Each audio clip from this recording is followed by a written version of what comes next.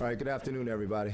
Seems like we're always coming back here to discuss the great work being done by the men and women of the New York City Police Department, whether it's our patrol officers or our detective bureau. Just fantastic, fantastic work keeping this city safe. And it's all being led by the man on my left, the Honorable Mayor Eric Adams. Thank you. Thanks so much, Tariq. Again, want to thank the men and women of the New York City Police Department for not only keeping our city safe every day, but then every once in a while is going to take a great deal of shoe leather and investigatory skills to bring criminals to justice. And just from the onset, we want to be extremely clear.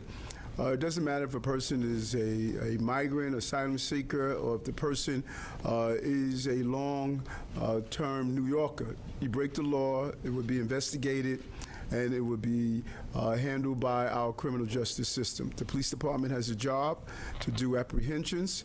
The prosecutor has a job to prosecute, and the federal government has a job to determine if a person is here as a migrant or asylum seeker, should determine if they're found guilty and they do their time, they should be deported. You should not be allowed to walk the streets of the city of New York if you are committing any form of criminal behavior that's impacting the quality of life of New Yorkers. Came in office 2 years ago with a clear mission, as I say over and over again, to revitalize our economy and to make our city more livable for working class people, and the foundation of that is public safety, and that is why we're here today. This morning around 5:30 a.m., the police department executed a warrant. I joined them in the Bronx, and I hear people often asking, why are you there as the mayor? Because I'm the general, and generals lead from the front. They don't send their troops into battle and ask, how is the war? Just as I spend the night in Herx, just as I ride the subways, just as I visit our hospitals, our schools, you are not going to be a good leader if you stay in a sterilized environment of your office space trying to figure out what's happening on the ground. I am an on-the-ground mayor, and I'm here to lead this city out of this crisis that we are facing. We have been extremely successful in decreasing crime in this city because of the work of the New York City Police Department. So today I want to thank them for their precision policing and what they have done in this city over the last 2 years.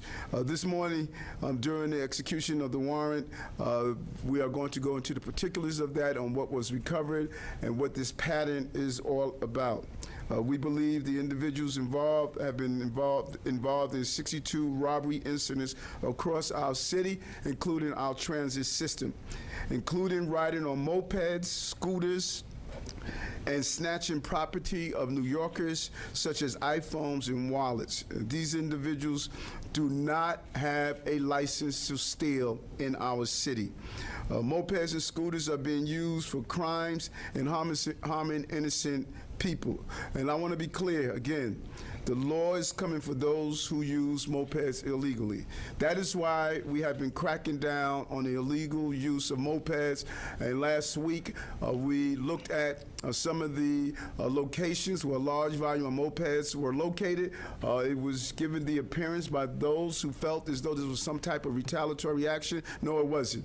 To date, the NYPD seized more than 2,500 illegal mopeds and scooters in 2023, a 74% increase over 2022.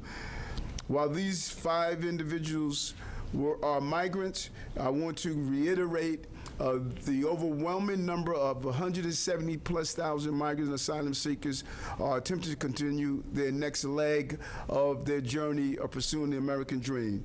But those who commit a crime will be treated like any other criminal in this city. No different mindset, no different reactions, or no different response from the police department. The small number of people are breaking the law and having a huge impact on our public safety, and that is why we zeroed in on them. And it's our job to do so. It's a job that these officers did well, and again, I want to commend them for their actions. We're not going to sit idly by while people choose to prey on their fellow New Yorkers. That is why we responded in the manner which we did. Now, again, Commissioner, job well done. Chief Kenny, job well done. We're going to lay out what happened in this incident as you see the images that on top. Right now, I'm going to turn it over to the Police Commissioner of the City of New York, Commissioner Eddie Cabad. Okay, good afternoon, everyone. Thank you, Mr. Mayor, and as always, thank you for your leadership. So in recent months, a wave of migrant crime has washed over our city. But by no means do the individuals committing these crimes represent the vast number of people coming to New York to build a better life. But they are, nonetheless, preying on New Yorkers and making our city less safe. And so, as with any other criminal enterprise, the NYPD and its partners at the District Attorney's Office move with purpose to disrupt their operations and hold them accountable. That is what today is all about. At the beginning of this administration, we face new and emerging challenges in the way of ghost guns and ghost cars. The inability for us to track them disrupts our investigations and makes it that much harder to bring criminals to justice. But as with anything, we learn, we evolve, and we get the bad guys. Today we are seeing similar situations with migrants. They're essentially ghost criminals. No criminal history, no photos, no cell phone, no social media. Sometimes we're even unclear on a name or a date of birth.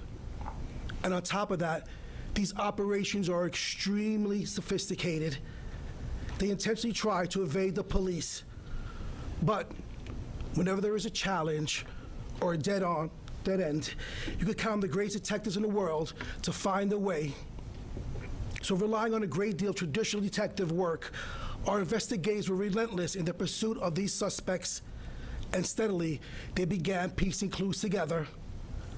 Today is a hard-fought win, and so I want to extend my thanks and gratitude to everyone who stayed the course and cracked the case on behalf of all New Yorkers. I will now turn it over to our Chief Detective, Joe Kenny, to share more details about this investigation. Chief. Thank you, Commissioner. Good afternoon. I'm going to discuss citywide grand larceny pattern number 156. The crimes in this pattern involve multiple thieves on mopeds, snatching cell phones and purses from their victims.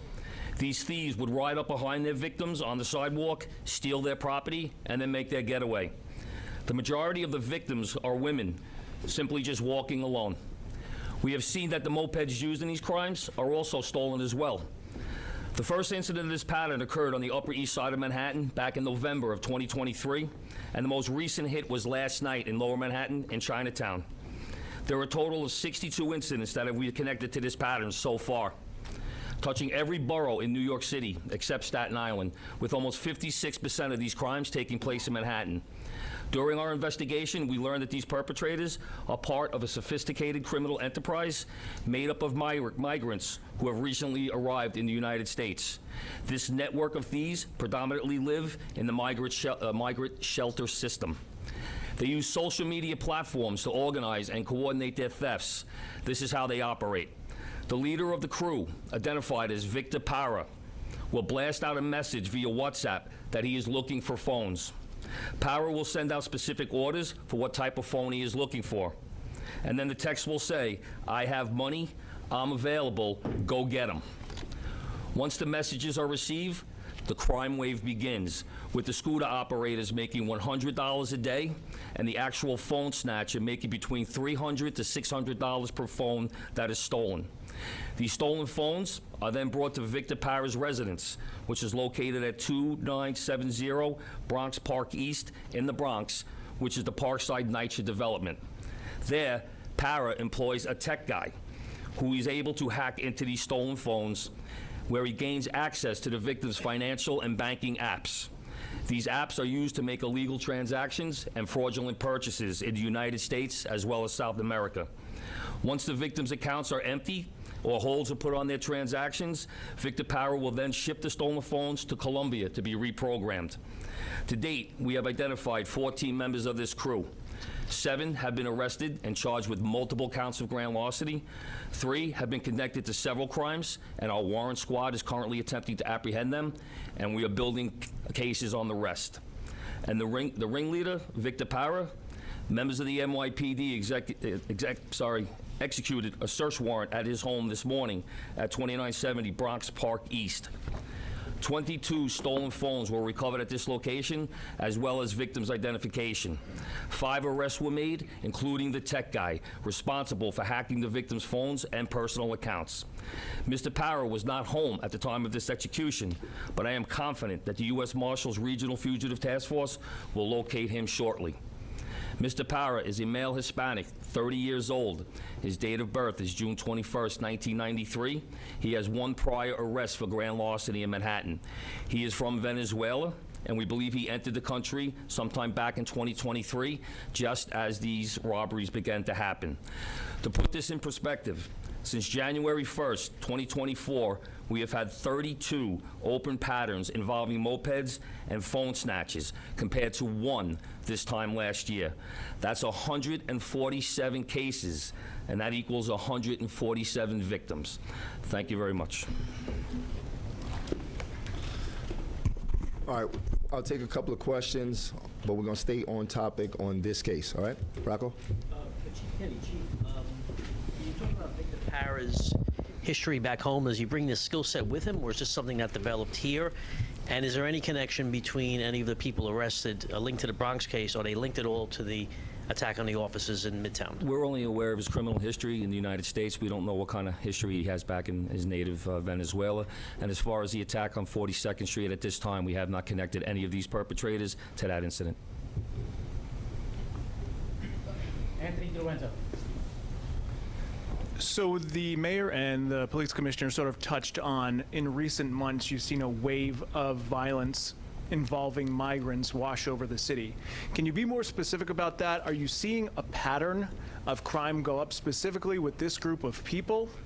And were the people who were arrested overnight undocumented or asylum seekers? As of right now, the people that are connected to the incidents that we're looking at, they've been arrested over a period of time, not just last night. So, you know, we're still working through their status. We don't ask them whether they're here illegally. We don't ask them if they're asylum seekers. Like I said, like the mayor said, we're treating them as we would treat any other criminal. And as far as the incidents that we're seeing, you know, since the arrival back in April of 2023 of migrants, this type of crime, this pattern, we're seeing a significant increase in mopeds being used to commit crimes. That's it. That's it. We have Matt Rosenberg, 1010 wins. So just to clarify, the initial number had been 62, but you're saying it's really a total of 147 with this network of 14 people? It's 62 incidents involving just this one pattern, so that's 62 victims. If you look at year to date, you have 32 patterns. There are multiple incidents involved in each pattern. So there's 147 incidents that are inside of those 32 patterns. And you think that all 147 or more than 62 could be connected to this group? That's the thing that's you know, kind of unique about this pattern in itself, where normally you would have a crew of individuals that are known to each other committing these types of crimes. The commonality here is Mr. Parra. He sends out that message throughout the city, so the thieves that are committing this crime don't even know each other. They're not even aware of each other, even to the point we're finding where if I feel like going to steal and I'm by myself, I will recruit another person to come with me. John Doyle, CBS. Chief, just a follow-up on the question from earlier. Is there an update on the beating in the Midtown South? More suspects being sought? And also, in regards to that case, is there a concern about the arrest made today about bail being an issue for these suspects as they go through the system? Well, as they go through the system, we're hoping that our partners in the district attorney's office, you know, they've been assisting us this case all the way. They're the ones that issued the search warrant for us, that they will request bail on this case, and that'll be up to the judge to make that determination. Craig McCarthy, New York Post. Are there any, with these suspects here, any connection to bigger criminal organizations or any gang ties, maybe down to Venezuela or even here in the States? We're looking, the assault on 42nd Street, we believe some of the people that participated in that may have gang ties to Venezuela. That's based on social media, some tattoos, and some statements that were made while they were in our custody. But in this case right now, like I said, we're still vetting through it. You know, as far as the bigger picture here, you know, we have stolen phones from New York City being shipped down to Miami, to Houston. We have interstate crimes being committed based on, you know, the cash apps being used to clear out people's bank accounts. And then we also have these phones eventually making their way down to Colombia. Mark Morales, CNN. How you guys doing? I was hoping you could put this in a little more context. I know you guys start off by saying that there was this wave of migrant crime. How does this compare to other crimes that you're seeing at this point that are involving migrants? And I know that there's an issue because of the documentation. You can't ask like what their what their situation is at the moment, but can you at least speak to incidents happening at the shelters, what types of incidents they are? Is there any data associated to that, kind of like what we have here where you're saying that there's 147 incidents? Yes, sir. Thank you very much, Mark. And once again, we don't track that data, but we're going to be very clear. Whether you came to this country 3 months ago or you've been to in this country for 30 years, if you commit a crime in New York City, you can be held accountable. Okay, now, Kelly Mena, New York 1. Hi. My question is, if there's been a pattern using these illegal mopeds and scooters, is the city doing anything when it comes to these migrant shelters, maybe looking at them more closely? Is there any new initiative when it comes to the migrant shelters, the city, and the NYPD? Yeah, I'll have Chief of Patrol talk about what we're doing in and around shelters. So just to go back to the original question, what we're seeing citywide is, besides these kind of patterns with grand larcenies and some robberies, we're seeing people getting their pocket picked in Midtown Manhattan, or bags being dipped to, especially on the Christmas tree, the holiday season. We're seeing it expand down to the train system. We have picks and dips in the train system with these crews. We're also we're hearing things about human trafficking starting to pop up in the world that they're taking a heavy look into. In addition to that, we see some groups going to a sunglass hut, into Bloomingdale's, into Kings Plaza. So these are the trends that we are seeing in addition to these patterns we're talking about here. We also see inside the shelters, and especially Manhattan, we'll see an increase in domestic violence. Okay, that's taking place also. So that kind of puts you in the crime arena. As far as what are we doing around the shelters, besides our presence of foot posts like Lieutenant Cop were there on 42nd and 7th the other day. That's what they were there for these groups. And we're also honing in the mopeds, the illegal mopeds. We've been doing this for a year and a half. And as you can see, you can drive by any shelter, you'll see a lot of them parked out there. And some are stolen, some are not registered, they're illegal, they don't belong on the street, and we are taking them. And we're also engaging on the street like we've been doing for the last year and a half, to the tune of about 28,000 mopeds, illegal ATVs off the street. In addition to the ghost cars we're looking at and the paper plates, it also goes into this, plus 45,000 in the last 18 months. I'll say it again, plus 45,000 in the last 18 months. And Anthony, just follow up, as I just told Deputy Mayor Banks, because you asked this question a few times with status. And while this administration, the police department, we've always talked about welcoming asylum seekers, but once you start robbing people and stealing from them, your status is criminal, and you'll be treated as such. All right? Does that make it seem, does the mayor really think that something more needs to be, a message needs to be sent to, I don't know, there's going to be now a narrative that says that migrants are contributing to an uptick of crime in New York City. This is going to be from, I'm sure, on cable networks. What would be your message if that starts to become? First of all, this is a national problem. We need a national solution on both sides of the aisles. Republicans have blocked real immigration reform for many years.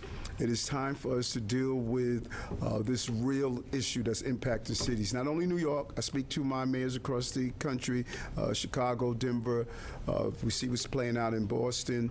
This is a national problem that's impacting cities. And our message is a clear one. Over 175,000 migrants and asylum seekers that arrived here. This is 12 people.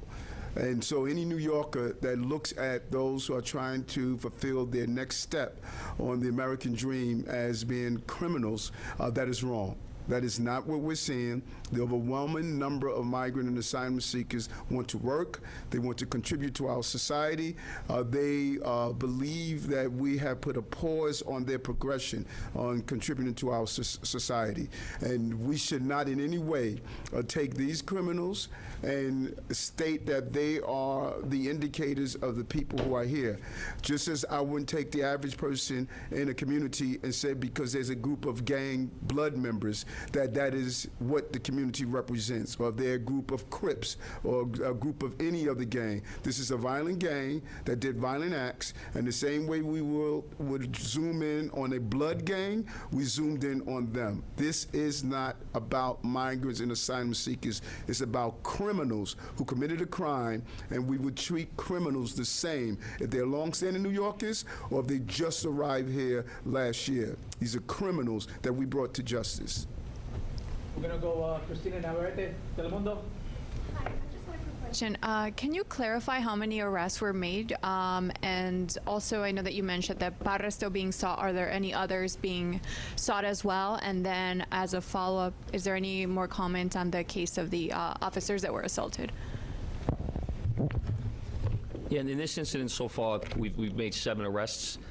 We've identified 3 other people that we have probable cause to arrest, and our warrant squad is looking for them. And then there's several other people that we're still working cases on. As far as the assault on 42nd Street, same thing. We have a couple of other participants that have been arrested. We have probable cause on, and our warrants team is hunting them. All right, we're going to take 1 or 2 more questions. Rocco Paris-Condola, Daily News. For Chief Kenny, Chief, could you, for the victims in the Bronx case, could you talk about any injuries that may have been suffered, and for both in terms of property value and money subsequently stolen, whether it's from credit cards or from bank accounts? Could you put a dollar figure on those 2 categories? For the Bronx? Which is for this case, yeah. Oh, for the, no, it's, like I said, it's 62 cases. I would really have to break down the exact amount of what was stolen. I don't have that exact amount, but it's hundreds and thousands of dollars. And any injuries to any of the victims? Just bumps and bruises. I think we have a video, actually, of one of the incidents that shows how these guys operate. This is a video shown on the screen, a bag snatch, and as you saw, they dragged the woman that's involved.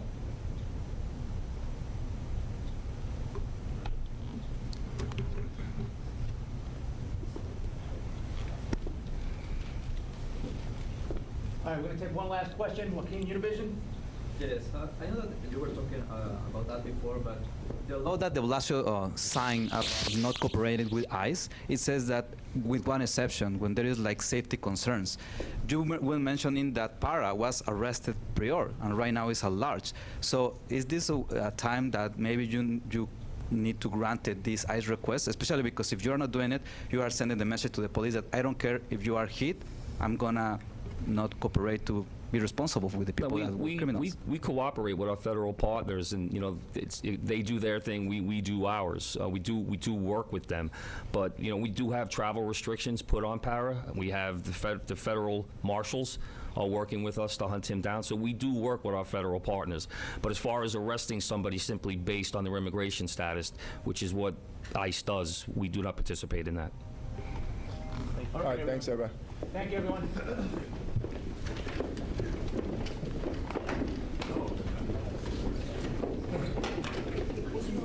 You guys took that video on Twitter.